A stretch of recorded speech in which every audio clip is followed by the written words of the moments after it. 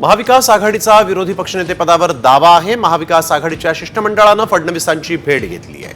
अपुरं संख्याबळ विरोधी पक्षनेतेपद मिळणार का असा एक प्रश्न उपस्थित झाला आहे। फडणवीसांचा मात्र सकारात्मक प्रतिसाद असल्याचं नाना पटोले यांनी सांगितलं आहे। महाराष्ट्रातल्या परंपरा राहिलेल्या आहेत त्याप्रमाणेच विधानसभेचं कामकाज व्हावं, त्या पद्धतीचं अपोजिशन आणि सत्ता पक्ष या पद्धतीच्या व्यवस्था बनवून राहिल्या पाहिजेत।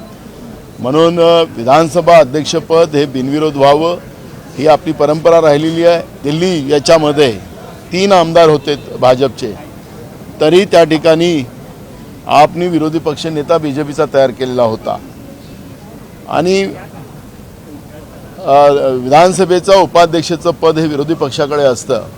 त्यामुळे या दोन्ही जागा विरोधी पक्षाकडे मिळाव्यात अशी भूमिका आम्ही त्यांच्यासमोर मांडली आणि त्यांनी सकारात्मक उत्तर दिलेलं आहे।